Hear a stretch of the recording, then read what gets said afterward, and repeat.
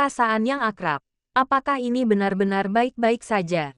Oh, jangan khawatir. Apakah kamu perlu mengkhawatirkanku? Cepat pergi bekerja. Tidak baik terlambat gelombang. Tapi. Melihat Chen Xinyu yang tingginya hanya sekitar 1,5 meter, kekhawatiran Su Qimeng berangsur-angsur tumbuh di hatinya. Meskipun Su Qimeng tahu betul bahwa gadis di depannya adalah suaminya, penampilan Chen Xinyu sekarang terlihat sangat mematikan bagi para pria, dan tidak dapat dihindari bahwa dia akan menarik beberapa hal yang berbahaya. Baiklah, keluar saja sendiri. Saya akan bersiap dan segera keluar. Petik 2. Aku sudah memberikan ponsel lamaku kepadamu, dan aku juga punya kartu SIM baru. Nanti, jangan lupa balas saat aku mengirimimu pesan atau panggilan video. Mengerti gelombang. Chen Xinyu dengan lembut mendorong Su Qimeng keluar pintu dan melambai padanya. Hati-hati di jalan gelombang. Tunggu sebentar, sua gelombang. Sambil berbicara, Su Qimeng perlahan berbalik dan mengulurkan tangannya ke arah Chen Xinyu. Dengan baik, melihat postur pihak lain, Chen Xinyu berpikir sejenak dan memahami niat pihak lain. Hei, Xiao Meng, kenapa kamu masih seperti anak kecil gelombang? Ayo cepat. Baiklah, tapi kamu harus jongkok sedikit. Kalau tidak bagaimana aku bisa memegangmu? Sua gelombang. Sebelum Chen Xinyu bisa menyelesaikan kata-katanya, Su Qimeng berjongkok dan memeluk Chen Xinyu. Pegang erat-erat sekali. Berjanjilah padaku bahwa kamu akan ada di rumah saat aku kembali malam ini. Suara yang sedikit gemetar bergema di telinga Chen Xinyu, dan perlahan ekspresinya melunak. Baiklah, aku mengerti. Setelah menyentuh rambut Su Qimeng, Chen Xinyu tanpa sadar mencium pipi Su Qimeng. Itu hanya kontak singkat, tetapi Su Qimeng merasa akrab dengannya. Baiklah, aku pergi. Su Qimeng tiba-tiba melepaskan diri dari ikatan Chen Xinyu, berbalik dan berlari menuju koridor. Pelan-pelan saja, jalannya pelan-pelan. Aroma rambut yang familiar menyebar di hidung. Melihat Su Qimeng pergi tak jauh dari sana, rona merah muncul di pipi Chen Xinyu, dan detak jantung cepat langsung menyerbu otaknya. Guk-guk. Dengan satu suara, Xiao Kun pun mengucapkan selamat tinggal kepada Su Qimeng, yang membuat Chen Xinyu tersadar kembali. Ada apa denganku? Aku biasa melakukan ini tiap pagi, jadi mengapa jantungku berdetak begitu cepat? Sama seperti saat kami pertama kali berpacaran. Dia menggelengkan kepalanya dengan keras, melupakan masalah itu, dan terus berbicara dengan Xiao Kun di sampingnya. Xiao Kun, sudah hampir waktunya untuk memulai hari ini. Pakan. Pria dan anjing itu menanggapi dengan cara ini dan menutup pintu mereka sendiri. Su Qimeng yang sudah tergesa-gesa pergi, masih saja menghilangkan denyutan tak terbendung di dalam hatinya. Hai. Wajahnya agak merah dan dia mulai bernapas dengan berat. Sudah berapa lama sejak terakhir kali aku merasakan hal ini? Mungkin setahun. Saat orang ini menghilang, gelombang emosi itu, keinginan untuk mencintai itu, tentu saja hilang. Tapi sekarang, pada pagi yang sederhana seperti itu, perasaan yang akrab itu kembali. Bahkan jika orang lain itu sekarang seorang gadis, menyentuh dadanya, sudut mulut Su Qimeng berangsur-angsur terangkat. Benar saja. Apakah dia masih orang yang sama? Chen Xinyu yang baru saja mengenakan pakaiannya tiba-tiba bersin. Aneh sekali. Apakah ada yang memarahiku? Pasti dewa yang terbelakang mental itu gelombang. Chen Xinyu mengibaskan rambutnya dan sedikit mengernyit. Mengapa aku selalu merasa aneh? Dengan rambut panjangnya yang ditarik ke belakang, beban itu membuat Chen Xinyu sedikit tidak bisa beradaptasi dengan baik. Seharusnya tidak ada masalah dengan akupuntur Xiao Meng, tetapi mengapa dia selalu merasa tidak nyaman? Petik 2.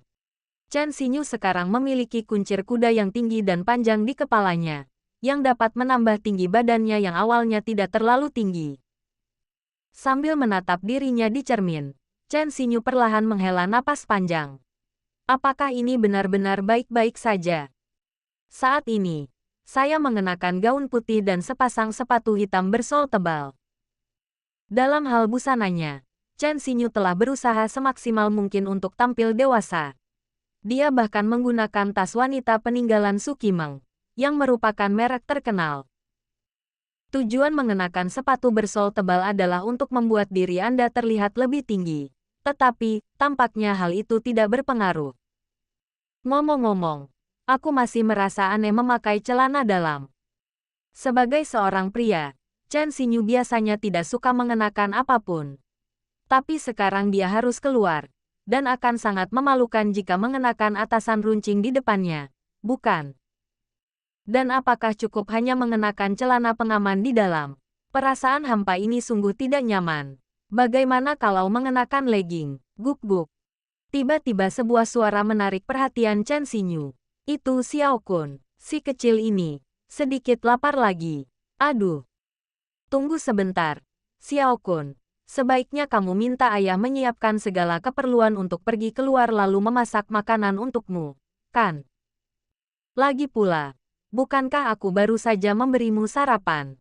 Kotorannya baru saja dibersihkan. Kamu sangat lemah karena lapar. Bagaimana Anda bisa bertahan hidup sehari tanpa Xiaomeng? Petik 2. Guk-guk. Setelah memahami maksud Chen Xinyu, Xiao Kun menjadi agak cemas. Ia bergerak maju secara tiba-tiba dan menyelinap di bawah gaun Chen Xinyu. Hei, Xiao Kun. Apa yang kamu lakukan? Gelombang. Saat kepala anjing itu bergerak ke tubuh bagian bawah, apa yang menarik perhatiannya adalah paha yang dikenalnya. Lili gelombang. Hei, kamu mulai lagi. Hahaha gelombang. Rasa gatal membuat Chen Xinyu tidak bisa berhenti tertawa. Dia segera mengangkat gaunnya dan menendang Xiao Kun. Dasar anjing bodoh. Kenapa kau menjilati semuanya? Guk-guk. Xiao Kun yang masih lapar tidak mempedulikan hal lain. Lagi pula, dia tidak akan patuh ketika dia ditindas oleh rasa lapar. Guk-guk. Terdengar suara lain. Dan Xiao Kun ingin bergegas menuju Chen Xinyu lagi. Baiklah. Aku akan melakukannya untukmu. Tidak bisakah aku melakukannya untukmu? Gelombang. Baji. Suara kunyahan yang renyah terdengar di ruang tamu. Dan Chen Xinyu yang sedang duduk di sofa, mendesah tak berdaya. Sehat. Anda tidak punya banyak makanan anjing tersisa. Jika kau terus seperti ini, seluruh keluargamu akan kelaparan. Petik 2. Baji. Xiao Kun masih mempertahankan idenya sendiri tentang makan dan mengabaikan maksud Chen Xinyu. Menjadi seekor anjing itu sangat baik. Kamu tidak perlu khawatir tentang makanan atau air. Dan kamu tidak perlu membayar sewa. Istrimu akan lari begitu saja setelah berhubungan seks denganmu. Dan kamu tidak perlu bertanggung jawab sama sekali. Kalian makhluk, benar-benar jahat gelombang. Guk-guk. Xiao Kun tampaknya mengerti. Dia meletakkan makanan anjing itu ke dalam mangkuk, lalu mendekat dan menendang kaki Chen Xinyu. Hei, kamu masih saja tidak senang. Kamu benar-benar tidak senang gelombang hebat sekali. Kenapa kamu tidak membantuku dan Xiaomeng membayar sewa? Guk-guk-guk. Apa yang kau gonggong? Hanya itu yang bisa kau lakukan. Chen Xinyu perlahan mengeluarkan ponselnya dan melihat waktu di ponselnya. Oke. Makanlah makananmu. Aku hampir pergi. Tolong jangan robohkan rumahku. Mengerti. Petik 2. Mendesis gelombang. Mendengar ini, Xiao Kun segera melangkah maju dan menggigit gaun Chen Xinyu. Hei, Xiao Kun. Xiao Meng membeli gaun ini dengan Huabei. Dan kau merobeknya. Dasar anjing bodoh. Guk-guk. Mengabaikan Chen Xinyu, Xiao Kun merobek gaun itu lebih keras. Dan jelas bahwa dia tidak ingin Chen Xinyu pergi. Sekarang dia adalah satu-satunya anjing yang tersisa dalam keluarga. Aku akan kembali sore ini. Biarkan aku pergi. Chen Xinyu berjongkok dan menamparkan wajah Xiao Kun. Guk-guk, jika kamu tidak menyerah, aku akan membawamu untuk disterilkan. Saat suara Chen Xinyu jatuh, Xiao Kun langsung melangkah mundur dan menyusut ke samping. Hal ini membuat Chen Xinyu terdiam. Aku benar-benar tidak tahu apakah kamu bodoh atau pintar.